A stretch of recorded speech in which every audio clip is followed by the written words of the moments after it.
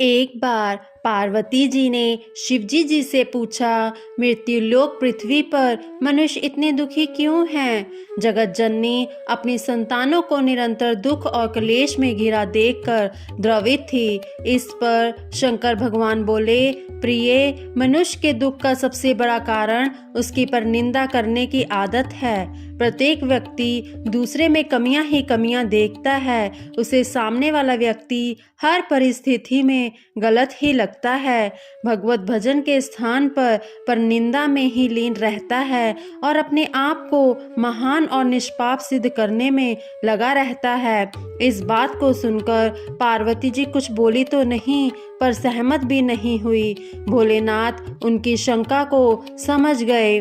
बहुत दिन हो गए हैं कहीं घूमने गए हुए, चलो पृथ्वी पर घूमकर आते हैं। शंकर भगवान ने देवी का मन बहलाने के लिए कहा। इस प्रस्ताव से पार्वती जी बहुत प्रसन्न हुई और तुरंत तैयार हो गई। पति के साथ घूमने जाने का अवसर था, इसलिए उन्होंने सुंदर सुंदर वस्त्र पहने, खूब श्रृंगार किया और लावण्यमयी तरनों के रूप में शिवजी के समीप आई। पर ये क्या, शंकर भगवान जैसे थे, जहाँ थे वहीं वैसे ही बैठे हुए थे। पार्वती जी थोड़ा नाराज होकर बोली, क्यों, क्या चलना नहीं है? आप अभी तक तैयार नहीं हुए?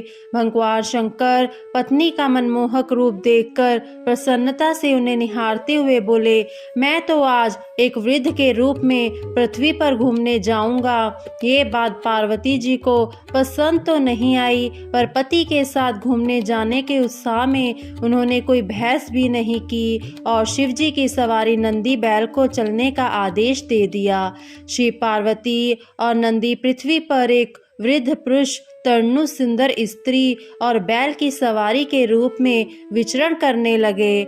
जब वे सब पहले गांव के समीप पहुंचे तो कुछ लोगों की नजर उन पर पड़ी। वे लोग उन्हें देखकर हंसने लगे। एक व्यक्ति दूसरे से बोला, वाह क्या जोड़ी है। दूसरा आगे बढ़कर बोला, और उस पर से अकल तो देखो, सवारी साथ में है फिर भी दोनों पैदल चल रहे हैं। इस तरह के कई प्रकार से उपहास करते हुए उन्होंने इन तीनों को आगे बढ़ना लगभग मुश्किल कर दिया और उनका मजाक उड़ाते हुए झुंड बनाकर उनके पीछे पीछे चलने लगे। उस झुंड ने अगले गांव तक उनका पीछा किया। अगले गांव में प्रवेश करने से पहले पार्वती जी ने शिवजी से कहा, लोग मजाक उड़ा रहे हैं, ऐसा करते हैं आप नंदी पर बैठ जाइए, मैं पैदल आपके साथ चलती हूँ। जैसी तुम्हारी इच्छा कल्याणी। मंद मंद मुस्कुराते हुए भोले शंकर अपनी भारी भरकम देही के साथ किसी तरह नंदी पर विराजमान हुए। पर ये क्या, पिछले गांव जैसा ही स्वागत इस गांव में भी उनका हुआ। लोग तरह तरह के ताने वृद्ध के रूप में भोले बाबा को देने लगे। आपस में लोग बातें बनाने लगे, कैसा बुढ़ा है, कोमल सुकुमार स्त्री पैदल चल रही है और आप आराम से सवारी कर रहा है। कलयुग है भाई, कलयुग। मंचलों ने तो देवी का चलना भी दुर्भर कर दिया। किसी तरह भीड़ से बचते बचाते ये तीनों गिरते पड़ते गांव के बाहर पहुंचे। अब की बारी देवी की थी सवारी करने की।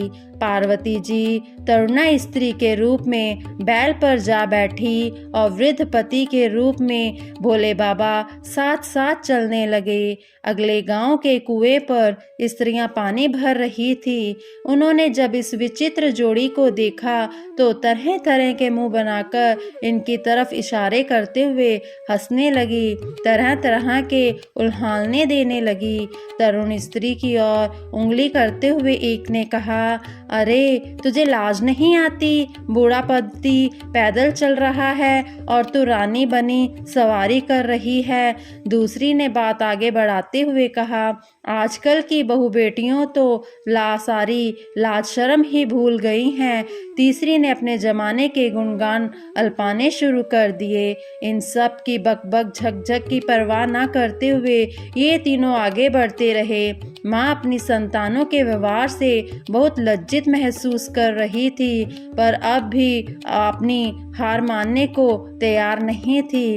अंतर्यामी भगवान सब कुछ जानते हुए अनजान बनने का नाटक करते हुए बोले, प्रिय, ऐसा करते हैं कि मैं नंदी को अपने कंधे पर उठा लेता हूँ, तब किसी को कुछ बोलने का अवसर नहीं मिलेगा।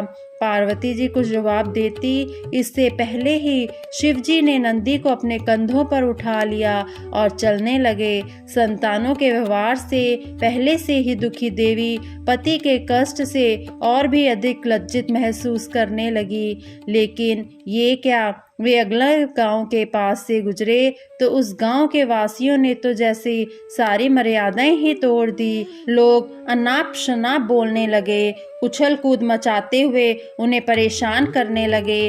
अपशब्दों और भीड़ का उपद्रव अपनी चरम सीमा पर था। इन सब को झेलते हुए किसी तरह वो अपने को बचाते हुए गांव की सीमा से बाहर आए। भोले बाबा हंसते हुए बोले, कहो कल्याणी, अब तुम्हारा क्या कहना है? अपने देवता के सामने अपनी अभ्रज संतान के क्रियाकलापों से देवी बहुत शर्मिंदा महसूस कर रही थी। खिसियाकर मुस्कुराते हुए उन्होंने कहा, आप ही सही हैं भगवान। मनुष्य अपने कर्मों की वजह से ही दुखी है और नरक जैसा जीवन जीने को मजबूर है।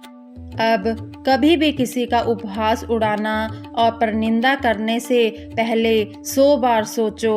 कहीं सामने वाले के रूप में हमारे आराध्य हमारी परीक्षा लेने के लिए तो नहीं खड़े हैं।